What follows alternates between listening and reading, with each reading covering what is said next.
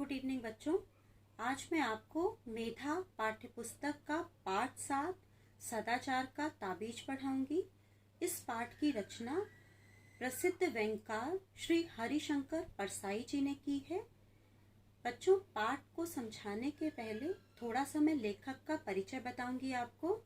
लेखक श्री हरिशंकर परसाई जी की पहचान हिंदी साहित्य के मूर्धन्य व्यंग्यकार के रूप में होती है। इनका जन्म 22 अगस्त 1924 को होशंगाबाद के जमानी नामक गांव में हुआ था। उन्होंने व्यंग्य विद्या के माध्यम से सामाजिक व राजनीतिक व्यवस्थाओं में व्याप्त कुरीतियों पर जमकर कुठाराघात किया था।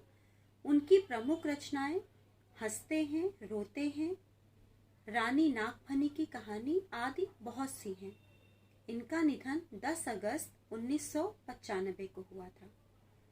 सदाचार का ताबीज जो कहानी आप अभी पढ़ेंगे, ये एक व्यंग्य कथा है। कवि इस कहानी में ये बताने की कोशिश करते हैं कि समाज में हर ओर भ्रष्टाचार व्याप्त है, जिसे मिटाने के लिए तरह तरह के उपाय किए जा रहे हैं, लेकिन कोई भी उपाय कारगर नहीं हो पा रहा है।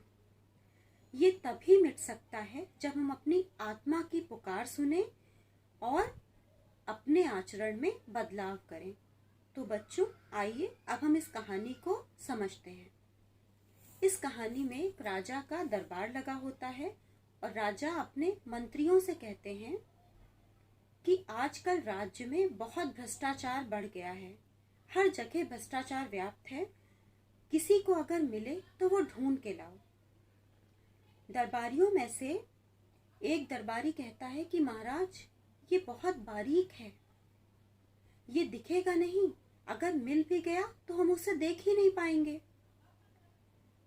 तो राजा कहते हैं, ऐसा क्यों?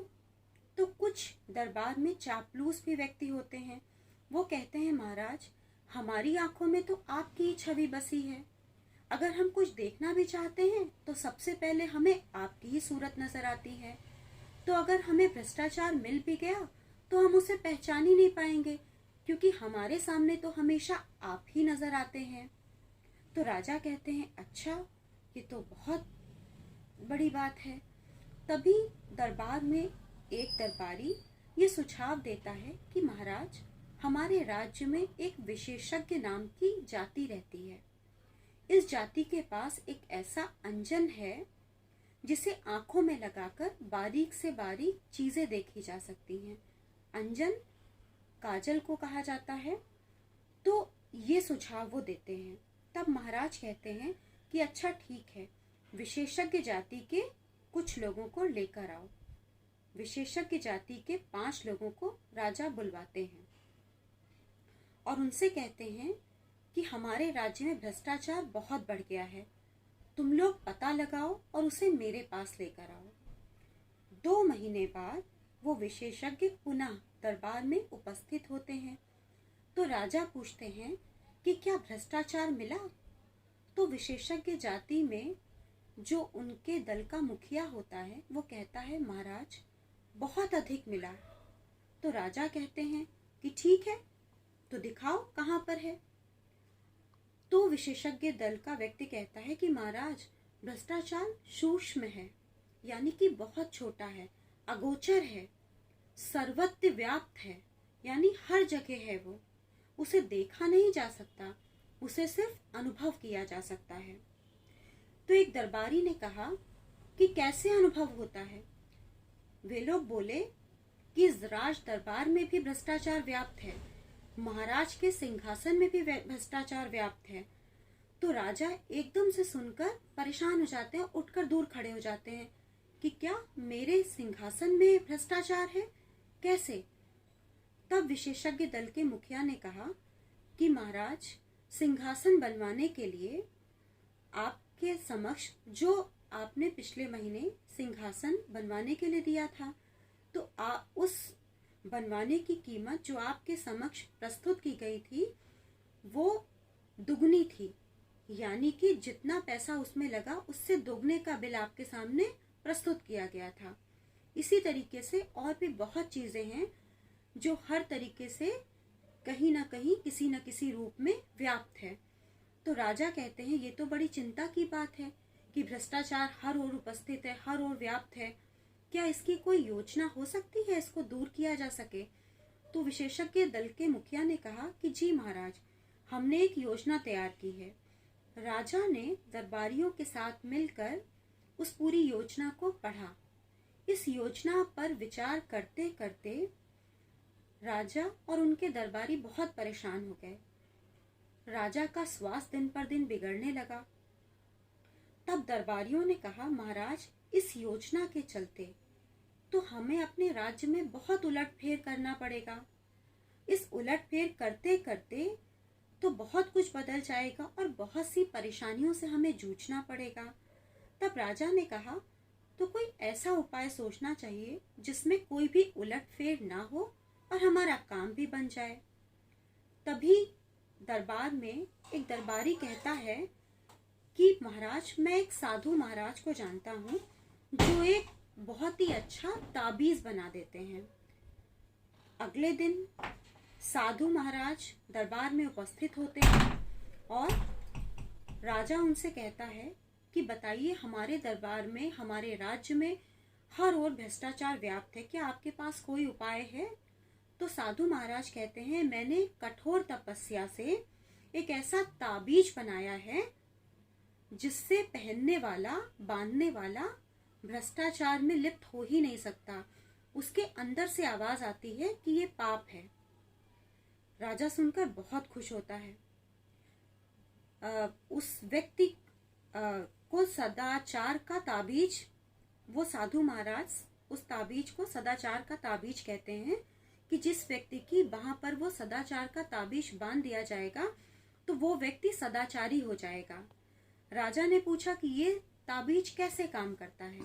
तो वो बोले, ये ताबीज आदमी की भुजा पर बांध दिया जाता है। ताबीज से निकली सदाचार की शक्ति बेईमान आत्मा का गला घोट देती है और आदमी को ईमानदारी के स्वर सुनाई देने लगते हैं।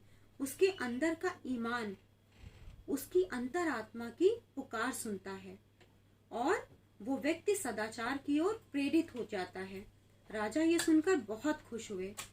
उन्होंने कहा कि हमें 2 करोड़ ताबीज चाहिए। उसके बाद मंत्री सुझाव देते हैं कि साधु महाराज को क्यों ना हम ताबीज बनाने का ठेका ही दे दें, क्यों हम इस झंझट में पड़े, क्यों हम परेशान हों। राजा को यह सुझाव बहुत पसंद आया। साधु महाराज को 5 करोड़ की पेशगी दे दी गई और राज्य में ये बता दिया गया कि सदाचार के ताबीज को बनवाने का कारखाना खुल गया है। एक दिन राजा को उत्सुकता हुई कि ताबीज का काम कैसे चल रहा है, तो ताबीज लाखों की मात्रा में बन जाते हैं। हर किसी कर्मचारी को, हर राज्य के व्यक्ति की भुजा पर वो ताबीज बांध दिया जाता है। लोग खुशी खुशी काम करने लगते हैं। राजा भी निश्चिंत हो जाता है। एक दिन राजा को बहुत उत्सुकता होती है कि देखा जाए कि ये ताबीज कैसे काम करता है।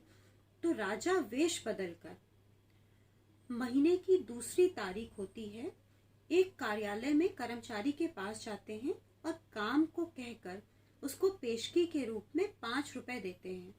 तो वो कर्मचारी मना कर देता है, कहता है रिश्वत लेना पाप है। एक दिन पहले ही तनख्वाह मिली होती है तो राजा बहुत खुश होते हैं, अरे वाह, ताबीज काम कर रहा है। अपने राज्य में चले आते हैं। फिर कुछ दिनों बाद राजा उसी कर्मचारी के पास जाते हैं। उस दिन महीने की 31 तारीख थी। राजा काम बताते हैं और पैसे देते हैं। उस दिन वो कर्मचारी पैसे ले लेता है तो राजा उसका हाथ पकड़ लेते हैं और कहते हैं, मैं इस राज्य का राजा हूँ, क्या तुमने सदाचार का ताबीज नहीं बांधा? तो वो कर्मचारी कहता है, महाराज बांधा तो है, देखिए। तो राजा कहते हैं कि अच्छा। तब वो ताबीज के पास कान लगाकर सुनते हैं तो उसमें से आवाज आती है कि आज महीने की 31 तारीख है, तनख्वाह खत्म हो गई है, आज ले लो। तो बच्चों, इसके साथ ये कहानी समाप्त होती है। यानी कि ये कहानी हमें ये शिक्षा देती है कि भ्रष्टाचार हर जगह उपस्थित है। ये किसी भी तरीके से खत्म नहीं हो सकता है जब तक कि हम इस चीज को समझें कि भ्रष्टाचार में लिप्त होना गलत है। हमें इस तरीके से आचरण नहीं करना चाहिए। अपनी अंतरात्मा की आवाज को सुनना चाहिए, अपने ईमान को के साथ जाना चाहिए। जो हमारा ईमान है वो हमें सदाचार की तरफ प्रेरित करेगा। लेखक यही बता रहे हैं। इस बात को बताने के लिए उन्होंने व्यंग्य कथा के द्वारा इस बात को हमें समझाया है कि भ्रष्टाचार को हम किसी उपाय से दूर नहीं कर सकते। ये सिर्फ हमारे अंतरात्मा की आवाज से, हमारे आचरण के द्वारा ही दूर हो सकता है। और हमें भ्रष्टाचार को मिटाने के लिए अपनी अंतरात्मा की आवाज को सदैव सुनना चाहिए। तो आशा है बच्चों ये कहानी आपको अच्छी लगी होगी, समझ में आई होगी। धन्यवाद बच्चों।